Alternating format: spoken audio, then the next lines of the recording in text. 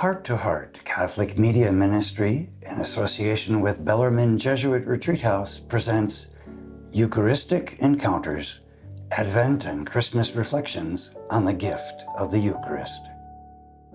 Today's presenter is Dr. Willie Cobb. Dr. Cobb is a consultant that brings permanent and revolutionary change to individuals and organizations. The kind of change that promotes a healthy work environment and that will help communities bring about growth and prosperity. He is a chaplain, motivational speaker, and educator who engages others through a ministry of hospitality, welcoming everyone from where they are and inviting them into community. He focuses on leadership development, self-regulation, and compassion. He holds a master's in divinity and a doctorate in ecumenical ministry and teaches the social meaning of race at the University of Chicago Crown Family School of Social Work Policy and Practice. Throughout his years as an educator and more recently as a hospital chaplain, Dr. Cobb has begun to understand that he is an advocate for hope. I grew up in a small Catholic church on the south side of Chicago in Inglewood. The church was called St. Bernard's. One of my favorite parts of the Sunday liturgy was Eucharist. I don't think I really ever understood the Eucharist until I became a chaplain. But when I was a kid, during Mass, we had a gospel choir. My godfather sang in the choir, and his daughter was in charge of the choir. She was the lead singer. And one of my favorite songs was One Bread, One Body. She would get up there and sing, One bread, one body. And I would just be moved when she started singing. Every time she sang, I would cry a little bit. This was a beautiful song, and I absolutely loved the Eucharist. I thought I understood the Eucharist. I thought I knew what the Eucharist was all about. Until I grew up and I became a Catholic chaplain. Being a Catholic chaplain, particularly a Black Catholic chaplain, is quite difficult. People don't understand how hard it is for a Black Catholic chaplain, even in a Black hospital. There are times when I walk into patients' rooms and they say, I want to see the chaplain. And I say, I am the chaplain. That's happened even with Black patients. I walked into a patient's room and the patient said, who are you? I said, I'm the chaplain. She said, no, thank you.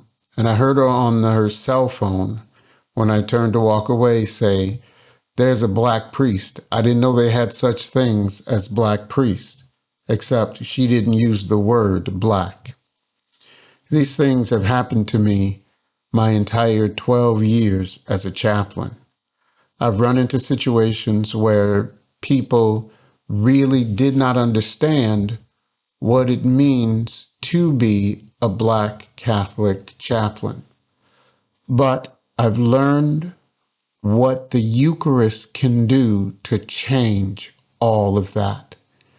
It is one of the single most powerful experiences I have as a chaplain, being able to share the Eucharist with individuals, particularly individuals who are in pain and suffering. And that song, One Bread, One Body, One Lord of All, it comes back to me time and time again. Because we are one body in Christ, one Lord of all. And it is the Eucharist. It doesn't matter what race, creed, color, or religion that pulls it all together. I'm working at a hospital on the north side of Chicago where there are very few Black patients. And a lot of times we have immigrants in the hospital. On one particular Monday afternoon, walked into a patient's room. I was told she didn't speak any English. I walked in. She pulled out her cell phone. She translated with her cell phone as she spoke Russian. She was an immigrant from a war-torn country who only spoke Russian. She had been devastated by the war in Ukraine. She simply cried as we prayed together. And when I pulled out the Eucharist and I said to her, "May I give you communion," the pain and the suffering and the sorrow simply went away. She felt the power and compassion of this Eucharist, and we could feel that compassion together with one another. I have seen this over and over again when it comes to the Eucharist. I have given communion to people who speak no English at all. They can barely understand what I'm saying. But when I pull out the Eucharist, they fully understand. They understand this unity that brings us together in Christ, the one bread and the one body. And every time it brings me back to my childhood, to that church song with my godfather's daughter singing, "We are one body in Christ, Gentiles or Jews, servant or free." It often reminds me of the compassion and love we have for one another. I, on one occasion, had a woman from Africa who could speak no English at all. There was no interpreter, and the computer could not understand her language. But we knew she was Catholic. And I pulled out the Eucharist, and tears flowed from her eyes. And we cried together and prayed together, and I was able to share the Eucharist with her. What the Eucharist means to me is that it doesn't matter race, creed, color, or religion. We are one body in Christ, and that Eucharist brings us together from war-torn countries to a small Catholic church on the south side of Chicago. It is God's compassion when a big black guy can bring Eucharist to a Russian-speaking Ukrainian refugee.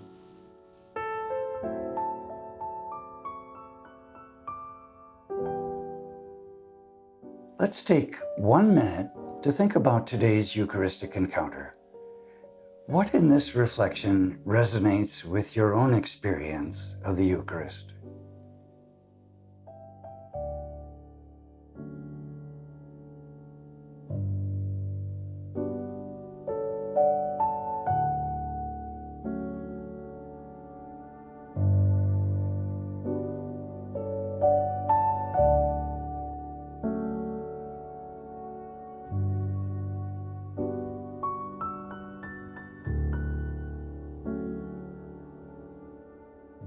What do you want to say to the Lord today? And what might the Lord be saying to you?